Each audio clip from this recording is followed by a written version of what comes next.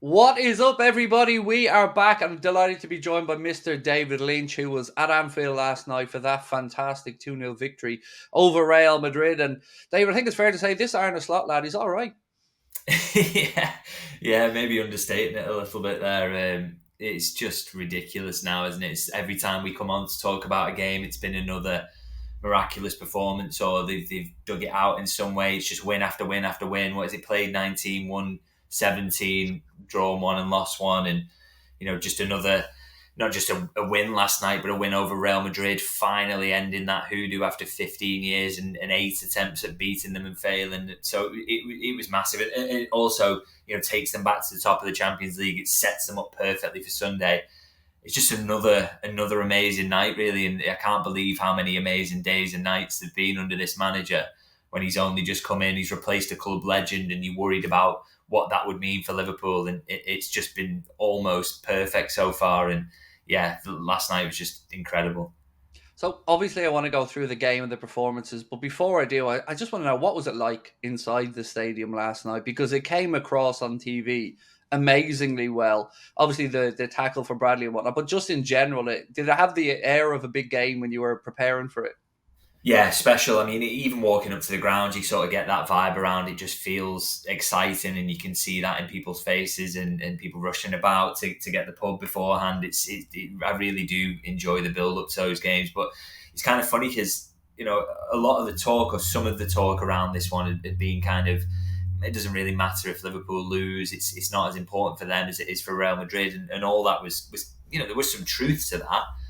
But I think as soon as the crowd got in the ground, it was kind of, the whistles started when Real Madrid had the ball, and the atmosphere just building and building throughout the match. And then it kind of, any late Madrid tackle, the crowd's up, any refereeing decision, a certain fullback's challenge on a certain forward at one point particularly lifted the crowd. And it was just, yeah, just built and built. And I think there's just been some incredible atmospheres recently because, everybody knows what's at stake now. They know that this isn't just a season where you're starting and maybe you're in a top four challenge and you have a little crack at Europe. It's a season, it looks already like, where Liverpool can go deep in both and really, really challenge for the top honours. And I don't think that's what anybody expected. So there's this real excitement. And yesterday in Anfield was just, it's just another really, really special atmosphere. And I guess, obviously, we know that Anfield can do that. We've seen it so many times, but I'm kind of loving that Slot is now seeing it as well, because after his first few games, he must have kind of thought, yeah, it's a bit of a myth, this, really. But when Anfield has been needed, it's absolutely delivered in the last few games. And yesterday, from the first whistle to the last, so loud, and as per usual, kind of played its part in the result.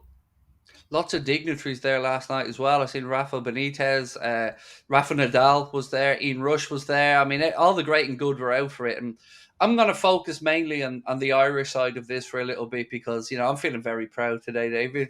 Two gents from this fine island came, and I'm including McAllister, by the way, because his family are originally from Donabate in Dublin, so we're taking him as well. Conor Bradley, I mean, there was some questions about would he go with Gomez for the experience? Would he trust Conor Bradley? Nothing to worry about, Dave. It was I mean, he pocketed Kylian Mbappe and did it convincingly. Yeah, and it's interesting because he kind of, there's a few ropey moments maybe against Southampton. Not saying he was a poor performance by any means, but a couple of moments where he kind of was breezed past a little bit, and he thought, maybe is he lacking a little bit of rhythm here? Is he not quite ready for this one? Because he hasn't played that frequently this season. But then, yeah, for me, man of the match performance. I mean, not just, I'm going to kind of reduce his performance down to pocketing Kylian Mbappe, which, for any defender, you'd be absolutely happy with that. But he did so much more than that. I mean, defensively, absolutely flawless, but then everything else he was contributing on the other side of the ball. And I loved what Slot did with him in the second half as well, which was to kind of, he changed the build-up shape. And very much in the first half, Liverpool were building up with a back four, and they were quite flat. And then what he did in the second half is kind of tucked Robertson inside, built up with the three there, and Bradley was basically just get up there, get up either in the half space or get right up on the last line. And he was so good when he does it as well. He's so versatile, and obviously he sends a bit of a warning signal, doesn't he, when he pops up in the centre forward position, that header down and unbelievable save from Courtois. And there's only a minute between that and him setting up the opening goal. So he's so influential in every part of the pitch. So to do all that brilliantly defensively, unbelievable, particularly in the second half in terms of going forward. And then to have, for me, the crucial moment of the match as well in kind of crunching Kylian Mbappe when he did about half an hour in, that changed the game, in my opinion. I mean, as much as I'm talking about the atmosphere and how good it was, Real Madrid had started to, around that 10 minutes, to quieten it down a little bit. They kept the ball, they were winning a few free kicks, people were getting frustrated. And then all of a sudden that happens, he bangs into him, absolutely sends him flying. And I think for the next hour then, so basically from that point till the end of the match, it was raucous. And so you need moments like that in games to get the crowd going. And it was just absolutely perfect. And as I say, both the team and the crowd then worked perfectly in synergy. And for the next hour, we're just all over Real Madrid. It was, So for me, Conor Bradley, man of the match for about 16 different reasons. I hope Getty or one of the image companies send him that image to put on his mantelpiece in a frame, because that is one for the ages. And I want to move on to the first goal. As you said, Conor Bradley was involved in the build-up with Alexis McAllister. Lovely little 1-2. I was beginning to think Courtois just has it over us at this point before that goal, because he was popping up with saves everywhere. But Alexis found a way to steer it in at the far post. And fair to say he enjoyed that moment by the looks of it as well. Yeah, do you know what? You get kind of a little bit of luck that they've sometimes been lacking in these games as well around that goal. I mean, the build-up's absolutely brilliant, and the finishes, don't get me wrong. But McAllister kind of kicks onto the Real Madrid defender. He doesn't catch it that sweetly, but I think that kind of catches the keeper out a little bit. It kind of leaves him a bit flat-footed because the shot comes off slightly before he thinks it's going to go. But that's the kind of thing they've lacked against Real Madrid. They could have done with a moment like that going for them in the final in Paris, which obviously didn't happen. But it was such a nicely worked goal, and you're kind of up against a low block to work it that perfectly is so difficult, takes such skill. And there was real patience in the build-up as well, which I love very much, kind of Arne Slot style football. So he'll have absolutely loved that. And you could see in the celebration from Alexis McAllister how much it meant to him. And he's not kind of scored that many this season. He's not really provided a lot of goal contributions. We're not seeing a lot of that side of his game. And I don't think we will, because he's in that slightly deeper role now. But he is so capable of it in big games if you need him to pop up, and that absolutely showcased it. So we got the first goal and we took control of the game. And then Andy Robertson, as he said, just wanted to give Caoimhin something to do. Thought he was a little bit bored. And your thoughts on the penalty? I would say it was a penalty, but it was soft. It was just, I felt for Robbo as well. I have to say, 2 in a row, I did feel for him. Yeah, I agree. It was a really soft one. It's one of those that if you give it on the field, you're never going to get it overturned. But I think if they hadn't given it on the field, I think maybe there's a chance it doesn't get given at all. Vasquez is absolutely looking for it. And all Robertson's doing really is trying to kind of set himself. Right, he's not diving in to try and win the ball. It's just, and Vasquez kind of throws himself over his leg. So a little bit of a harsh one, really. And I felt for Robbo in that because I didn't want that to kind of reflect badly on his performance in general. I thought he was actually pretty good again. Particularly I didn't think he was good at Southampton. I thought this was a massive improvement from him. Obviously another big test to come at the weekend, but I thought it was a big improvement in his general all-round play. So it was a shame, that one, but and it's a massive moment then that kind of sets up for Real Madrid to maybe get themselves back in it when they hadn't deserved to at all. So it was just kind of a bit of moment of lack of luck really around Robertson there. So I felt for him. Well, then Caoimhin became the first Liverpool goalkeeper in 115 years or so to make 2 penalty saves 2 games in a row. He was obviously really unlucky at Southampton. Armstrong followed it in, but this time he managed to get 2 strong hands, push it away to his left-hand side, and again you could hear the relief around Anfield. Yeah, it's so weird as well. I really fancied him to save it. I don't generally feel like that around opposition penalties, but just when Mbappe was putting the ball down and I don't know, maybe he looked at Kelleher and he looked big in that moment, but he just looked confident. He really looked confident, and I wasn't even thinking about the fact he'd saved one last time or that he'd saved one for Ireland just before that as well. That wasn't kind of in my head. I just really something about that moment. I fancied him, and I didn't fancy Mbappe because I didn't think he was playing particularly well at all, to be honest. Or he was certainly losing that battle with Bradley. So, it's such a massive moment in the game, that as well, because, Real Madrid, we've seen if they don't have to play well, but if they get themselves in a position sometimes, they can just sort of worm their way through and somehow win the game. And, they didn't deserve to go 1-1 there, but if they had, might give Mbappe a bit of confidence, might give the team some confidence, and they might have started to really play then and made it difficult for Liverpool. So it's a huge moment, and it's a great save. And I think, to really firmly push it away as well, so he doesn't get the follow up this time. Great to see that. You could see how made up all the lads around him were as well. All the defenders rushing in to congratulate him. So he'll have that forever now as well. A penalty save against Real Madrid in the Champions League at Anfield, and an absolutely crucial one as well.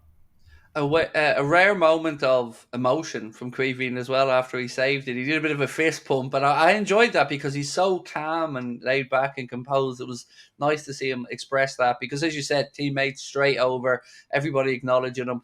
And as a goalkeeper, as he always does, he's like, no, reset, get back out, stop, get away from me, reset, watch the throw in.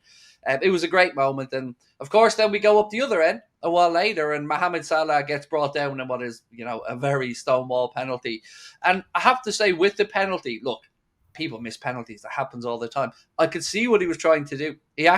He fooled the keeper really well, tried to cut across it with that bit of outswing, just clips the post, and just really unlucky. Really, really, it was not a badly taken penalty. It was just unlucky.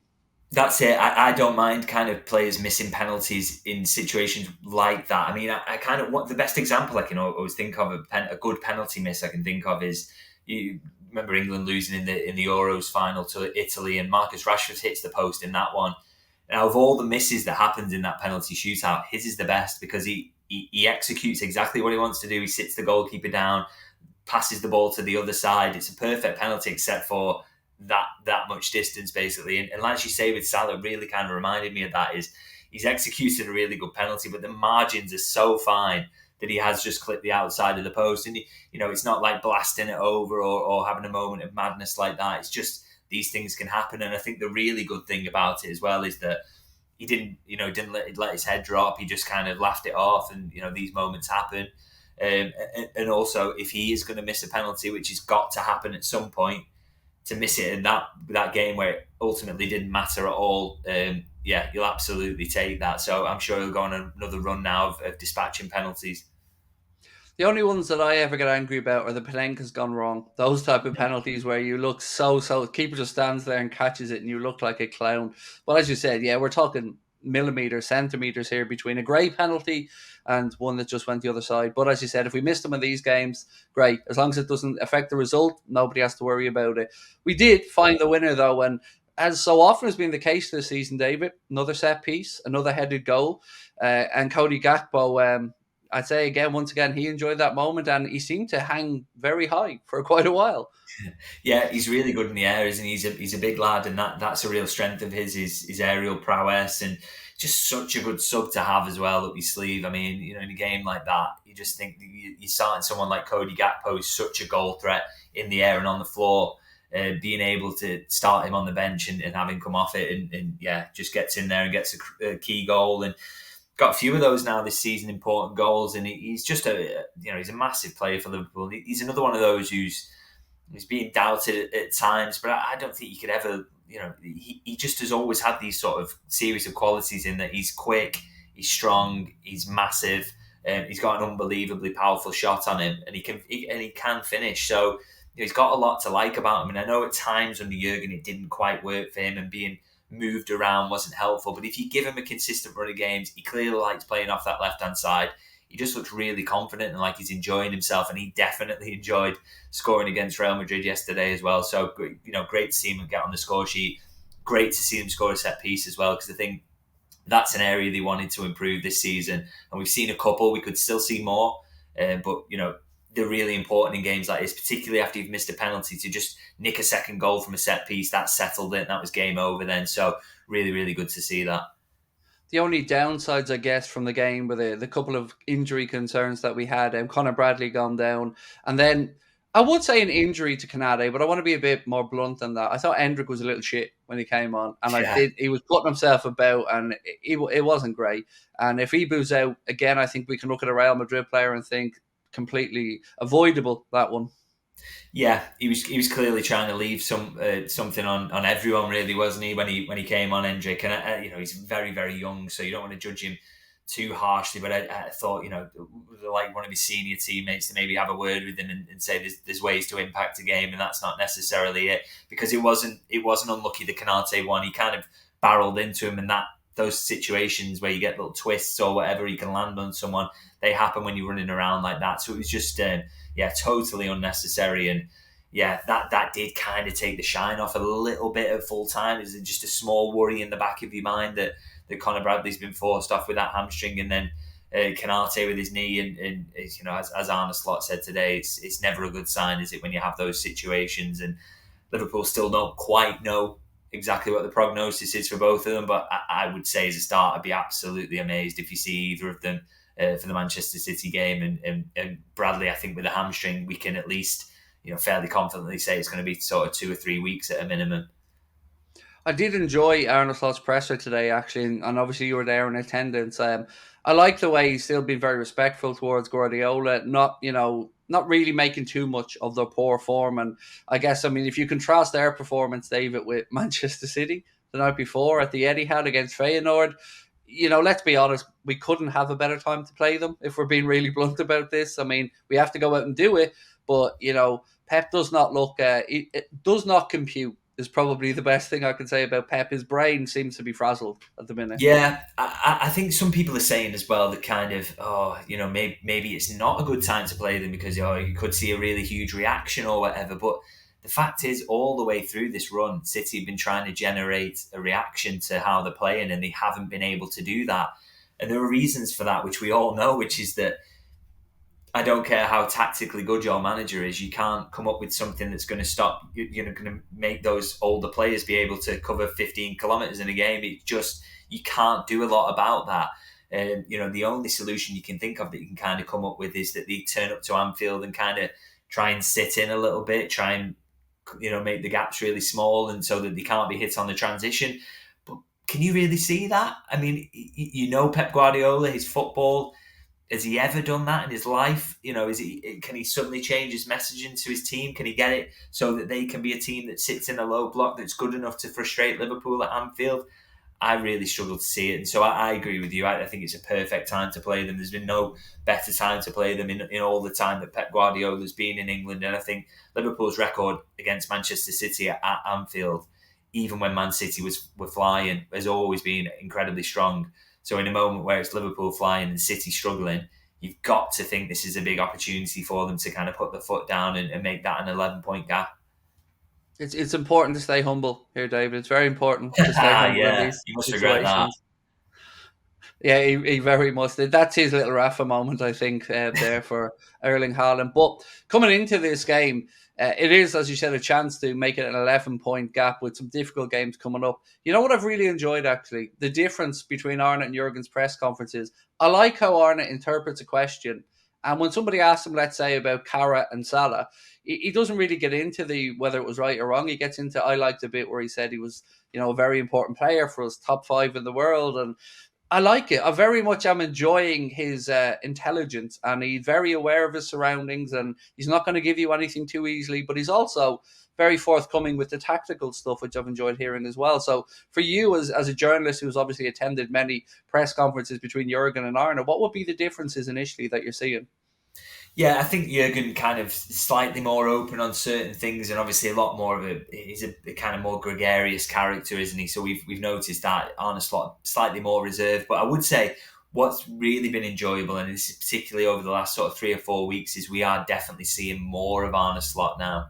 He's given a little bit more away. He's opening up a bit more, seeing a bit more of his personality, some of that kind of cheekiness, and some of the jokes that he's dropping in now. He clearly looks and feels very, very comfortable in comparison to when he started out, which is entirely natural as he settles into the role. And obviously the fact the results have been fantastic helps you to feel a bit more comfortable in them scenarios as well. So I really like that, and I feel like we're getting to know him a little bit more, getting to know what kind of things he'll bite on and what kind of things he won't give you answers to. And the tactical stuff is always good, because that was something Jurgen never really touched, and I'm personally quite interested in that side of things. So I do like that, but he's not shy getting involved in general newsy questions either. I do wonder if he's going to be as outspoken on things like, you think about Jurgen with COVID vaccines, or any of those sort of big picture topics that he used to talk about. I'm not sure whether Arne Slot will be will go into that kind of thing. But that'll be interesting to see. But as I say, we are learning more about him now and seeing more of his personality, which is great. Did he say if he'd got the groceries in yet? Because I was wondering that all week, Yeah, no, nobody asked that follow up. Maybe that was in the embargoed section tonight. Maybe we'll see that in the dailies tomorrow. Yeah, I need to know. I need to know if he did get it in. Like, you can't have the family coming over and not have the shopping in. So, yeah, I hope somebody's looking after Arne there. And it is definitely beginning to look a lot like Christmas, David. Yeah, not my question, that one, by the way, not me. That's a bit of cheese I love, though. I can get behind that. Yeah, someone needs to put that on a Christmas jumper and sell it. In fact, you guys should use that one. It's I mean, fair play to I think it was a Dutch journalist, if I'm right in saying it, that was speaking about obviously Anfield, great start, people singing, and then it's beginning to look a lot like Christmas. I enjoyed it. These light-hearted moments are fun. Yeah, and he took it really well as well. And I actually think that there's a bit of a song suggestion there that maybe, as we get edged closer to Christmas, you could just imagine fans singing that one. So maybe that one will take off. Hopefully, you can but hope. So I guess we come around to the contract situation, David, and again, I was sitting there thinking, if Trent's looking at this and seeing another performance and seeing Anfield really do what we know it does on the big games, the big occasions, again, I just can't see a world where it makes any sense for him to think he needs to depart. So do we know anything on those conversations? And I know you're under the gun here, but I don't know. I'm talking myself into being convinced that it's going in the right direction here, because I look at it and I genuinely just think, what more would he want? We've just beaten Madrid comfortably. Bellingham and Mbappe should be ashamed of themselves for the performance they put in. And Trent's got surely everything he needs to challenge it. And most importantly, cement the legacy that he spoke about, trophies. You can see we're going to challenge. So I'm hoping, David, that, he realises around this time he just can't. He just can't leave. Well, this is it. I just think, he said himself, didn't he, that his main motivation would be, can I win things? Can we keep, challenging at the top? And I don't think Arne Slot could have done much more in his first sort of 3 or 4 months to convince Liverpool supporters, Liverpool players, anyone around the place that he's a guy who's going to lead this club to trophies. I mean, there's a very good chance already, and we're only in late November, that Liverpool, they look big favourites the favourites for both competitions, by the way, now. So favourites to Champions League, favourites to win the Premier League, and but has Gary Neville made us favourites yet, David? That's the big question. Yeah, I'm sure he would be lifting the trophy, and he wouldn't be quite certain about that yet. So it's just, and the thing is with Slot as well is that, there's more improvement to come. That's the mad thing. He hasn't had that much time to work with them. He's signed one player who we've barely seen, really, and so it's clear that if he gets his own players in certain positions, this squad doesn't need much, but maybe a few tweaks that he'll want to make. Gets even more time with them training, they're going to be even better. So you'd like to think that Trent's looking at that. He's looking at the way that Real Madrid have kind of ruined themselves by signing another Galactico and how kind of unbalanced they look this season. And he must be thinking, if I want to be at the club that looks like it's guaranteed to challenge for European Cups every year and looks like it's going to be a threat in the biggest league in the world, surely just stay with Liverpool. And obviously the key point there is that both sides have got to come to an agreement on what that looks like and wages and whatnot. But I agree, it's got to give people confidence that this will get done, in that, in terms of staying at Liverpool, that shouldn't be very hard at the moment, because it just looks an unbelievable place to be, to potentially win trophies, but also to improve as a player as well, because that is something we've seen from Arne Slot. I think basically everyone across the squad has improved on what they were showing last season already, which is pretty remarkable and shows how good he is as a coach. So Anfield Watch put what they classed as an exclusive earlier on to say the Virgil van Dijk is staying and the new contract imminent. Again, have you heard similar? Again, I'm not going to push it to say if it's signed or anything, but have you heard any positive updates around Virgil or murmurings around it? The one thing I would say around Virgil is I've never been given any discouragement whatsoever on that one, in terms of, I just feel that is, I think we've had that down as kind of the simplest one to do for a while, in terms of what he wants, what Liverpool want, his willingness to stay. Wages are not kind of crazy like they are with the other two. So it's just a more straightforward one, and he's the captain. So for me, I can't personally confirm or deny that story, but it wouldn't be a massive surprise to me if there was something behind that, because I just think this one's been kind of edging towards it a resolution, and I really wouldn't be shocked if that was the first one that was announced out of all the three, if of course they get all three done. So one Mohamed Salah, Melissa Reddy had an interesting piece she put up, or series of pieces she put up on this, and I never realised that Rami Abbas had said that last contract that he sorted out with Liverpool for Mo was the most difficult thing he's ever done in his life, because of the complexity of image rights and structure of bonuses, and it really did just bring it home to me once again what you've been saying all along about quite how complex somebody at that level and everything that comes along with that is. It's not a case of let's sit down, have a cup of coffee, and shake hands. I'm starting to have some more sympathy for you now, David, in this situation with me pestering you, because it does sound like it is a very, very, very complex negotiation. Well, this is it. Like, I think people kind of think it's just a case of, okay, I want 300 grand a week over 3 years, and that is basically the extent of negotiation. But as you say, all the kind of the image rights and the legalities of it all, and exactly how that plays out, what you can expect if you were to trigger X, Y, Z bonuses, exactly how they will be triggered. All the, it's kind of because, players and their representatives want to get themselves in a position as well where they've got the highest guaranteed figure they can get, and it's back and forth about exactly what that looks like, what the ceiling is on it, and how much Liverpool can cap that at. So it's incredibly complex, and that's why they take time. So it's not just, we do kind of sit back sometimes and be like, well, it's been going on since kind of, October or September. Why hasn't it sealed now? But they are complex, as you say, and it takes time. So that's why I don't think the delay is anything to kind of worry about at the moment, because it is ironing out these details does take time. But like I've always said, if they can get one of those over the line soon, that would feel like a huge boost. And with the Virgil one, I wouldn't, like I say, wouldn't kind of treat that report with any huge skepticism, because I just think that would not surprise me at all if there was truth in that. So another thing around the Mohamed Salah situation that, seems to become apparent with whomever you read a piece from is his family are very settled. He's clearly enjoying his football. He knows what he has with the fan base, with the iconic status he has at Liverpool. Obviously, the Premier League goal scoring charts are there for him to try and climb up as well. And then you ask David, where else is he going to go? Because it's not going to be a money thing at this point. It's not going to be, I want Saudi because I want the money. Not Madrid, really, not really Barca. And again, like Trent, like I said, he probably will feel like he can achieve what he wants to hear, and maybe a little Ballon d'Or show for next season. So there is certainly a lot in the, if you're Liverpool, if you're Richard Hughes sitting there to negotiate this, there's a lot to say. He is happy here. He doesn't want to uproot his kids and take them away. And one last thing on this, actually, I want to get your thoughts on Johnny Heidinger's agent saying that Richard Hughes was very robotic or lacked empathy, which is it's a harsh comment to say about somebody, but I guess he did negotiate with him, so he'd certainly be closer to him than I would. Yeah, so on Salah, as you say, I agree. Kind of his options are quite limited, really, and I doubt he wants to go to PSG as an example. Firstly, they don't really sign that sort of profile of player anymore, but also, to go and play in that kind of lesser league at this point, probably not going to challenge for the Champions League because there are shambles in Europe.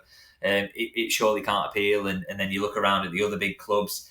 You just can't see how he kind of fits in there. So his big option really outside of Liverpool is Saudi Arabia, and there's absolutely no chance he wants to go there yet. So, that strengthens Liverpool's hand, as does the fact he's clearly desperate to stay as well. So again, it just makes me confident there will be that compromise. I don't think Mo's going to throw his toys out the pram and say, "Oh, well, if you don't give me X, Y, and Z, I'm going to have to go." I don't think it's going to get to that point. So. I think these are reasons for Liverpool fans to be positive. And in terms of the Richard Hughes stuff, I read those comments, quite interesting. Kind of talked to someone down at the training ground the other day about them as well. And the joke was, well, is that kind of how you want your sporting director to be?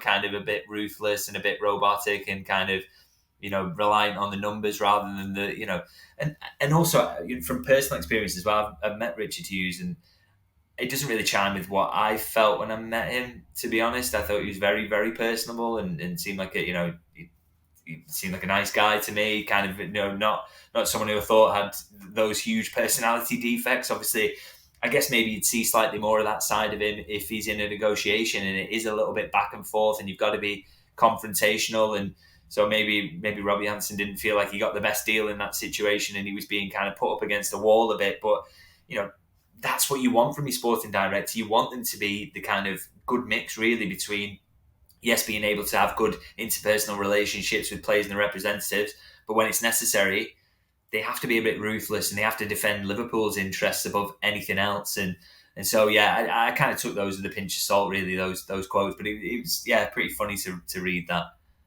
I'm going to compare that to the atmosphere thing and say it's a lot easier to get up for a Mohamed Salah negotiation and be a bit more personable than perhaps a coaching backroom staff of Johnny Heidinga. I mean, we got to think about it like that as well. He probably didn't bring the A game for that one. One quick topic on the transfer window: Genk winger Mamadou Sonko. His name has come up a little bit this week. Somebody Liverpool, I think, have at least kept an eye on. Has his name come about in any conversations that you've heard? No, one of about a million names that gets linked. And to be honest, I just think, I always think with attackers that I think for Liverpool, it would only there would be an opening there for Liverpool to add another attacker if they sold someone. And I think, I've no doubt Liverpool kind of look at players who come from Ghent because they're really, really good at producing players. But we know what their kind of profile is that they signed for forwards. And it would be someone who's 23, 24, 25, has produced it in a really big league and is ready to kind of, go stratospheric and absolutely explode at Liverpool. So, they do keep an eye on some of these young players, but a lot of the time is to keep an eye on where they're going to go in the career, how they're going to build up. And so they've got a lot of a big body of work on them by the time they get to that 22, 23, and they may be producing in the top league. So, the idea that Liverpool would follow up on that, I'm kind of skeptical about that they'd sign anyone in that bracket who's playing regular football now, bringing them to Liverpool to kind of not play and stunt their development. I couldn't really see that.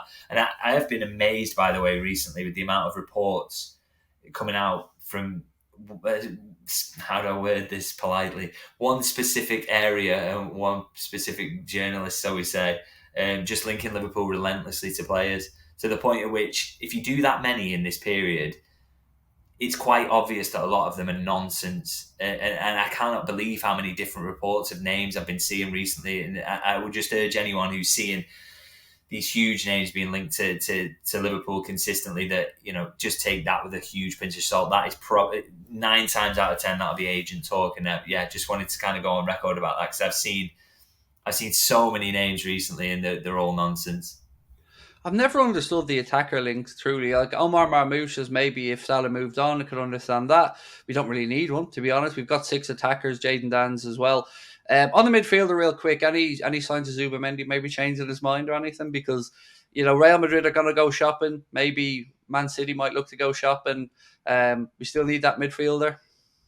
Yeah, no indication from Liverpool's side that he's changed his mind. I mean, I think Real Sociedad's form is starting to pick up a little bit. So, as far as they're aware, he was committed till the end of the season and maybe have a look after that. But, it would have to be, as I've always said, he would have to come to them and say, okay, actually, no, now is the time for me to go. And I don't believe that that's happened yet. So, it could be that they do end up in a battle with Real Madrid for him in the summer, or could be that they've come up with a completely different target who they think actually might be a better fit. So, I'm not massively optimistic around him for January, but, in case they've maybe discovered someone else who they think they could get at that point and who is the right fit, let's keep an eye on that.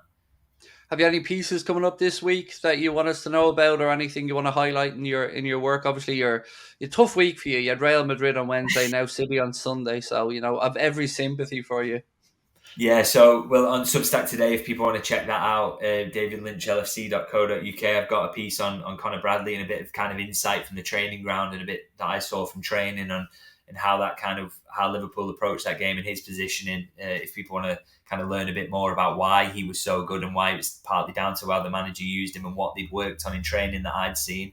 That's up there now. And of course, I'll be at Anfield on Sunday, so if you want to subscribe to YouTube and see what I've got to say about that, hopefully another win, then David Lynch LFC on YouTube. Always a pleasure to catch up with you, my friend, and no doubt we'll talk after the Manchester City game as well. And I think it's fair to say that since we've started making content with David, the Reds have been all right, so we've got to keep this ship rolling along. So thank you to everybody for watching as always. Looking forward to reading your comments. Don't forget to check out David's stuff ahead of and after the Manchester City game. Thank you guys for your time. We'll talk soon. Bye-bye.